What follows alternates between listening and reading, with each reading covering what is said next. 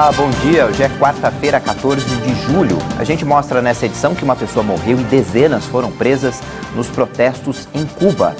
A diretora da Precisa Medicamentos ficou em silêncio no depoimento na CPI e voltará a depor hoje. Há 9 dias da Olimpíada, o COI elogiou a preparação dos Jogos de Tóquio. Uma explosão em Cabul, capital do Afeganistão, deixou ontem 4 civis mortos e outros 5 feridos. De acordo com autoridades, o ataque ocorreu no centro da cidade em um horário de bastante movimento no local. Era por volta da 1h30. Eu estava vendendo toalhas de mesa e então houve uma explosão. Cobri meus ouvidos, que estavam zunindo, e depois fugi.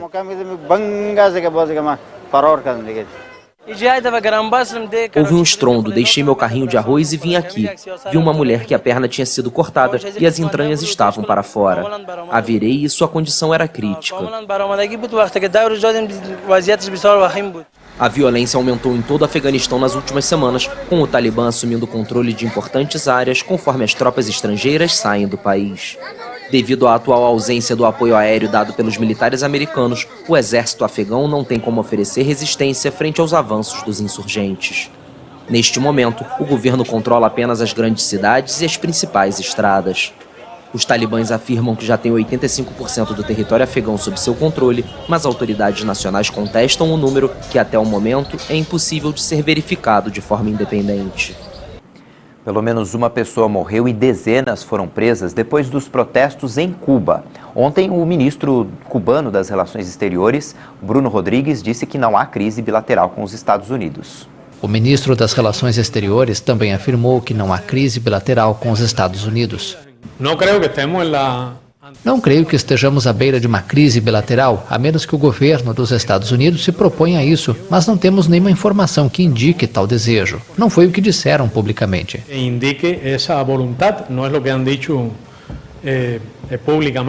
Uma pessoa morreu e mais de 100, incluindo jornalistas independentes e dissidentes, foram presos após os protestos antigovernamentais sem precedentes em Cuba.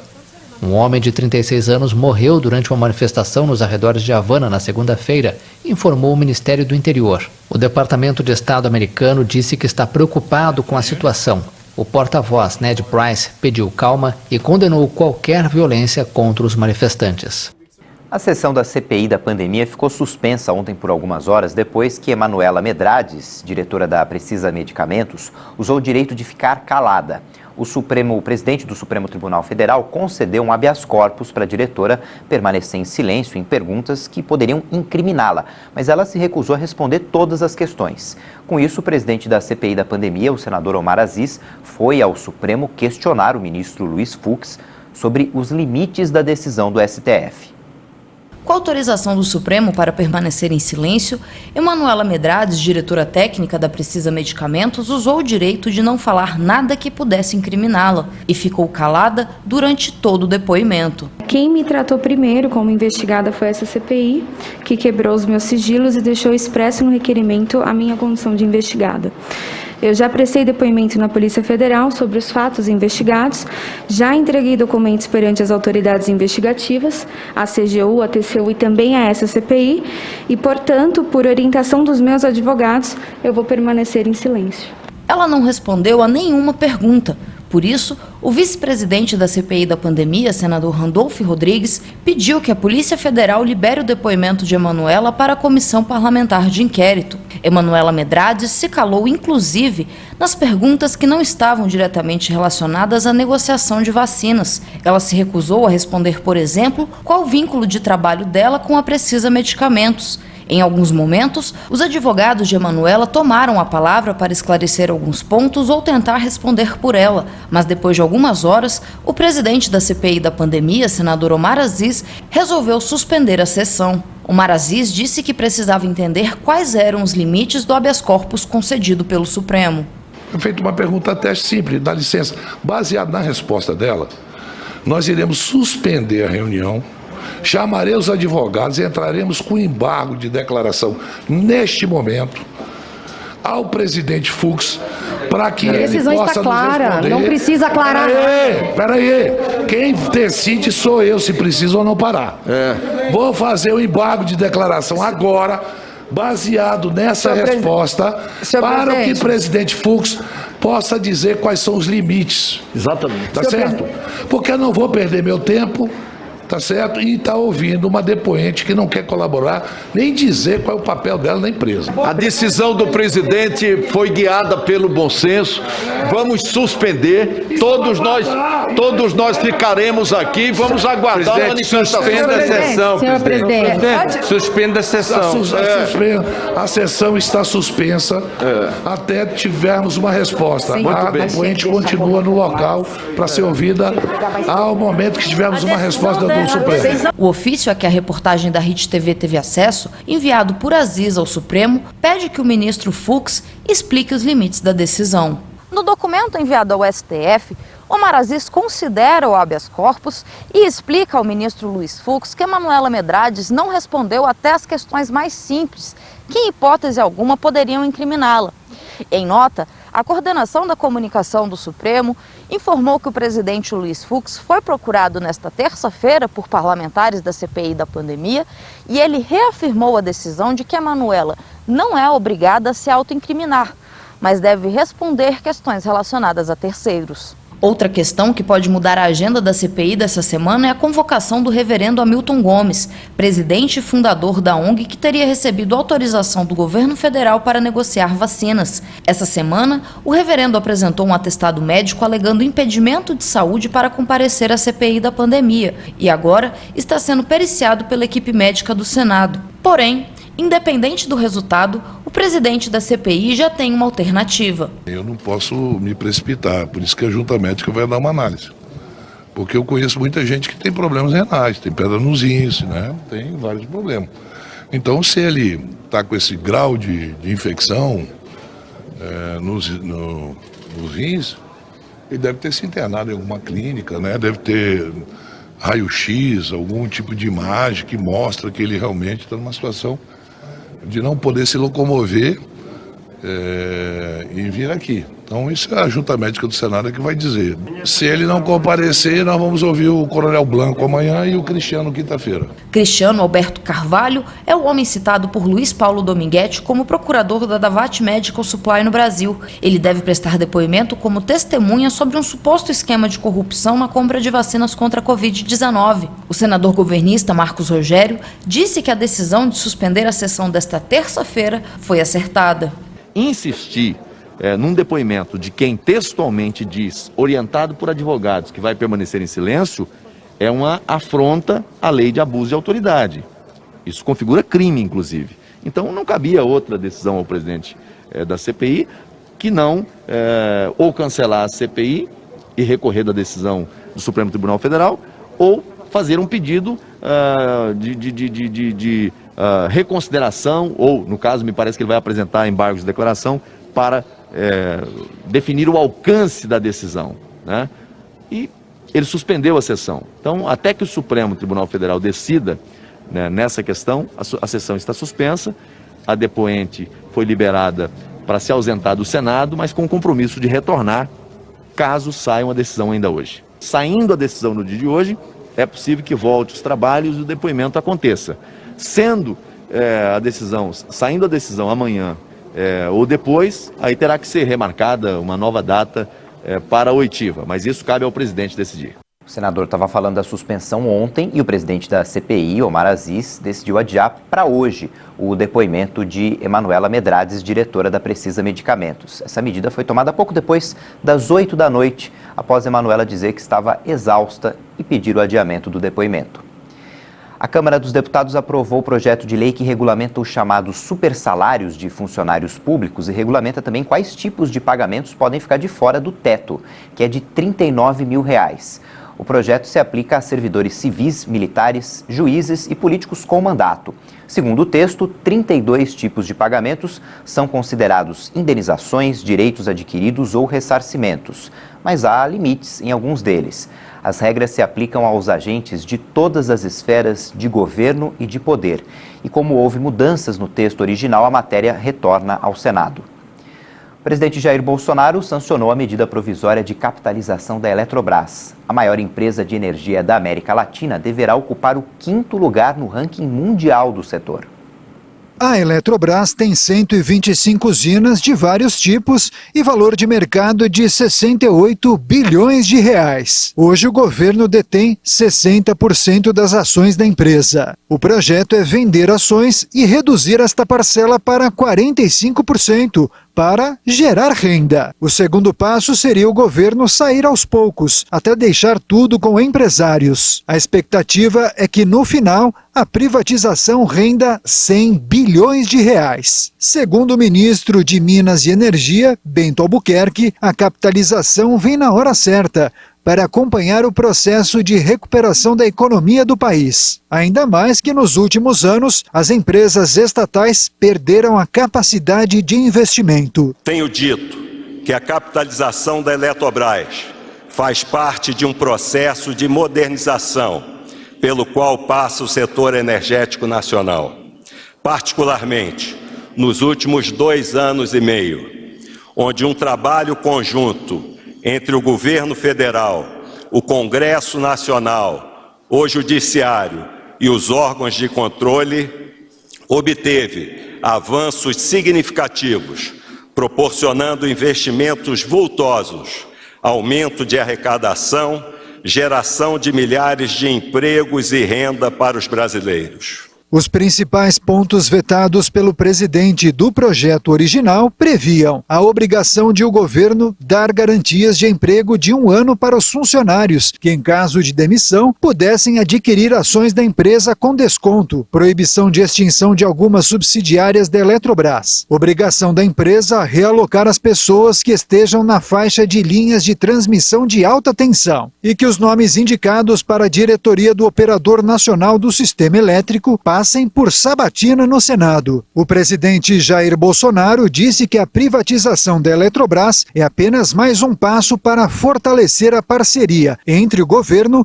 e a empresa privada. Ele garantiu que outros processos iguais a estes deverão surgir em breve. É uma privatização que obviamente passou pela Câmara, pelo Senado. A nossa capacidade de investimento vem diminuindo e o sistema não pode colapsar. Por isso, também a privatização. Temos dentro da Câmara, Bezerra, Ricardo, também a privatização dos Correios. Se Deus quiser, elas prosperarão e o Brasil cada vez mais tornará um país menos inchado, onde a livre iniciativa, o livre comércio, a liberdade fale mais alto entre nós. Muito obrigado a todos. O prazo para se inscrever no Enem termina hoje. Quem deseja se inscrever deve acessar o portal do Enem até às 11h59 da noite. Para quem não conseguiu ou perdeu o prazo para isenção de taxa de inscrição, precisa fazer o pagamento até o dia 19 de julho. Esse ano as provas impressas e digital vão ser aplicadas presencialmente nos dias 21 e 28 de novembro. Os nascidos em setembro que receberam a terceira parcela do auxílio emergencial já podem sacar o dinheiro e fazer transferências a partir de hoje. A próxima parcela do benefício para esse grupo vai ser paga no próximo dia 15 de agosto. Os bombeiros se esforçam para conter as chamas provocadas pelo fogo que castiga cidades nos Estados Unidos. Milhões de americanos já foram atingidos por uma onda recorde de calor. Equipes do Corpo de Bombeiros usaram escavadeiras para impedir a propagação de chamas agressivas na cidade americana de Reno, no estado de Nevada. 2 incêndios foram provocados pela queda de um raio perto da fronteira com a Califórnia na semana passada, mas que cresceram rapidamente. É o maior incidente deste tipo na Califórnia até o momento, em 2021. O avanço do fogo obrigou evacuações em ambos os estados. O incêndio florestal também cresce rapidamente e está fora de controle em Chiloquin, no sul do Oregon. Milhões de pessoas em todo o oeste dos Estados Unidos já foram atingidas pelo intenso calor. Novas máximas de temperatura são esperadas no país e também no Canadá nos próximos dias. Campinas faz hoje 247 anos e o dia por lá deve ser quente. A temperatura mínima prevista é de 13 graus e a máxima pode chegar a 27 graus. Vamos ver agora como é que fica o tempo em todo o país.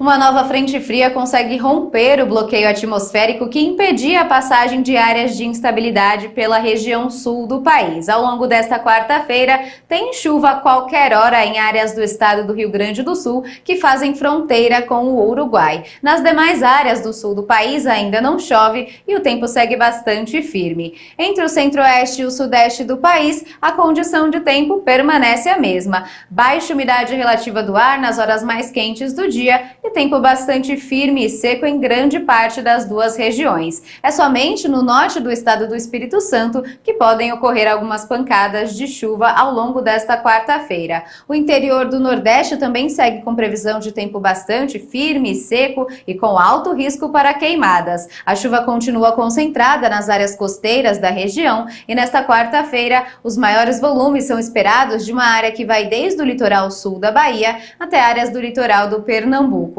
Na região norte do país, são somente os estados do Tocantins e de Rondônia que têm previsão de tempo firme. Nas demais áreas podem ocorrer pancadas de chuva, com os maiores volumes esperados para o estado de Roraima. Em relação aos índices ultravioleta, em grande parte do país, esses índices estão muito altos para a saúde humana, principalmente sobre áreas do estado do Mato Grosso, Tocantins, boa parte também do interior nordestino. É somente na região sul que os níveis estão ok para a saúde humana ao longo dos próximos dias. Em relação às temperaturas, a máxima no Rio de Janeiro chega aos 30 graus na tarde desta quarta-feira. Em Porto Alegre, o dia começa com 16 e a máxima é de 24 graus. Em Cuiabá, a mínima de 17 e calorão de 36 graus à tarde. Depois do intervalo, a gente atualiza os dados da Covid no Brasil e vamos falar ainda da Olimpíada. Faltam 9 dias para a abertura dos Jogos e o COI elogiou a preparação de Tóquio. Voltamos já.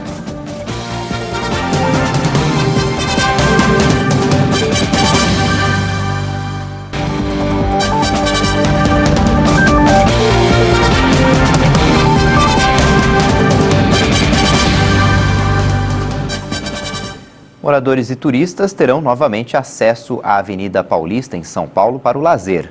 O programa Ruas Abertas, suspenso desde março do ano passado por causa da pandemia, vai voltar no domingo. O anúncio foi feito pelo prefeito de São Paulo, Ricardo Nunes. Os carros vão ficar proibidos de circular em um trecho da avenida das 8 da manhã até o meio-dia. A reabertura só foi possível porque a cidade ultrapassou a marca de mais de 70% da população adulta vacinada contra a Covid, com pelo menos uma dose. O Brasil registrou 535 mil mortes pela Covid desde o início da pandemia e tem a menor média desde março. O Ministério da Saúde informou que o Brasil registrou mais 1.605 mortes por Covid-19. O número total já é de 535.838 vítimas. Em relação aos casos confirmados, de um dia para o outro, foram 45.022. Desde o início da crise sanitária, são 19.151.000 diagnósticos da doença. A média de mortes por Covid-19 é de 1.278 vítimas por dia. É o menor registro desde 1º de março, quando estava em 1.223, e o 17º dia seguido de queda nesse comparativo. De acordo com os números oficiais, a média diária de novos casos está em 42.425. Isso representa uma queda de 23% em relação aos casos registrados na média há 2 semanas. Por regiões, podemos verificar no mapa que 2 estados seguem com alta nas mortes: Acre e Paraná. O estado do Paraná teve a maior elevação, de 186%. Em estabilidade estão 6 estados: Bahia, Ceará, Rio de Janeiro, Rondônia, Roraima e Tocantins. Em queda, hoje estão 21 unidades da federação: Alagoas, Amapá, Amazonas, Distrito Federal, Espírito Santo, Goiás, Maranhão, Mato Grosso do Sul, Minas Gerais, Pará, Paraíba, Pernambuco, Piauí, Rio Grande do Norte, Rio Grande do Sul, Santa Catarina, São Paulo e Sergipe. As maiores baixas foram nos estados do Piauí, com menos 70%, e Mato Grosso do Sul, com redução de 45%. Mais de 40% da população já tomou pelo menos a primeira dose das vacinas contra a Covid. No total, no Brasil, mais de 117 milhões e 154 mil doses de vacinas foram administradas até agora. Em 24 horas, foram aplicadas mais de 1 milhão e 303 mil doses.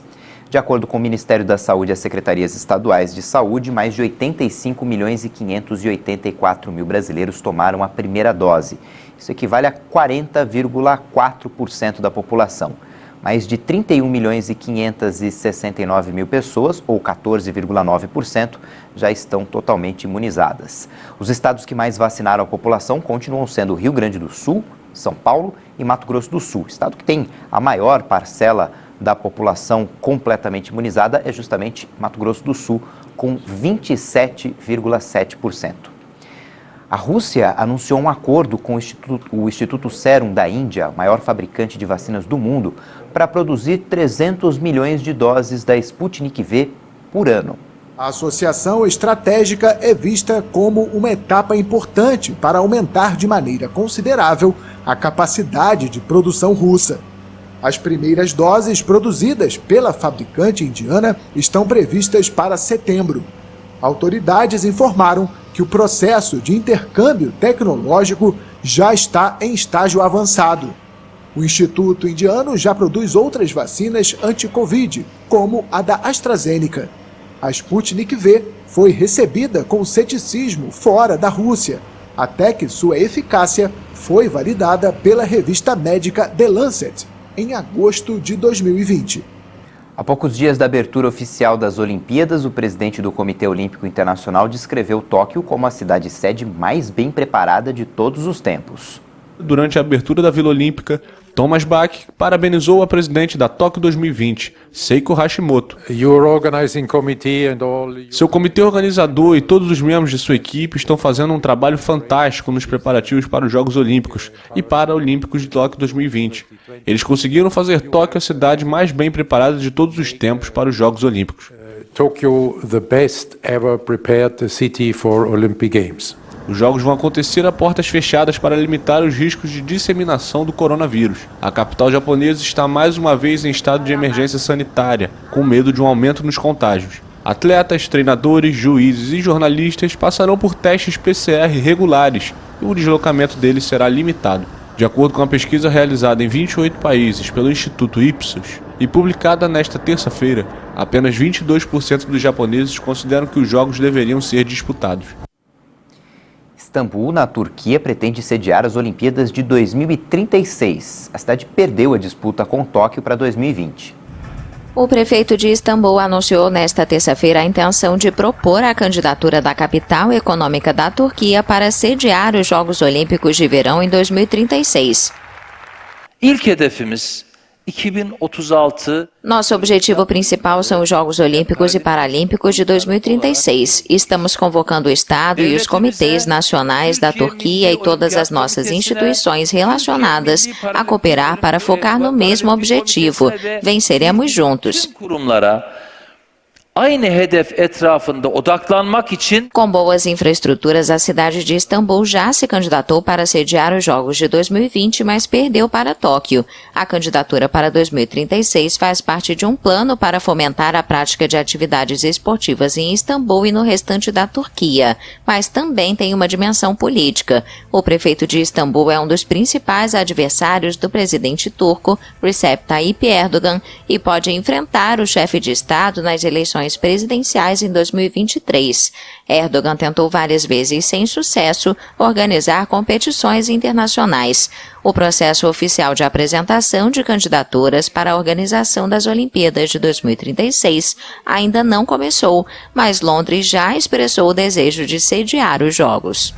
Vamos falar agora de futebol, porque ontem teve jogo pela Libertadores e também pela Copa Sul-Americana. No Paraguai, o Fluminense venceu o Cerro Porteño por 2-0, gols marcados por Nenê e Egídio.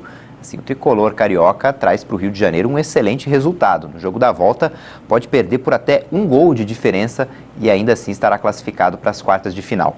Em Buenos Aires, o Atlético Mineiro e o Boca Juniors empataram em 0-0. A decisão da vaga ficou para o jogo de volta, que vai ser na semana que vem já em Belo Horizonte. No estádio do Morumbi, o São Paulo empatou com o Racing da Argentina em 1-1.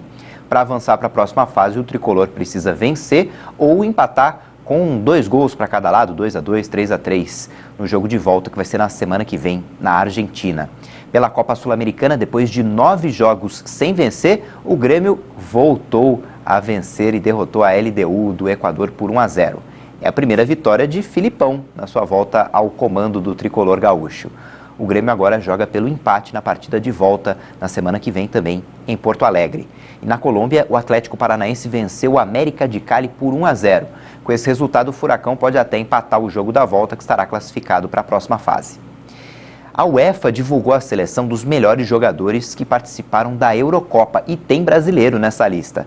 São os 11 atletas ideais do torneio, numa lista que tem 5 jogadores da Itália, campeã da competição, e um deles é o catarinense naturalizado italiano Jorginho. O elenco inglês emplacou 3 jogadores, e os outros 3 que completam a lista são os jogadores da Espanha, Dinamarca e Bélgica. Quem ficou de fora dessa lista foi o Cristiano Ronaldo, e olha que o português fez uma ótima fase de grupos e terminou a competição como artilheiro, com 5 gols. Já na Copa América, 3 brasileiros e 4 argentinos entraram para a seleção do torneio na lista divulgada pela Conmebol. Então, dos 11 jogadores, 7 atuaram na grande final. Pelo lado brasileiro, Marquinhos na zaga, Casemiro no meio-campo e Neymar no ataque. Pela Argentina aparecem o goleiro Martínez, Depou, Romero e, claro, camisa 10, o Lionel Messi, camisa 10 da Argentina. A seleção também teve um jogador do Chile, da Colômbia, Equador e Peru. Essa edição fica por aqui, mas já tem outras informações com a Patrícia Velenic às 10 da manhã no horário de Brasília. No YouTube você pode rever as nossas reportagens. Tchau, bom dia.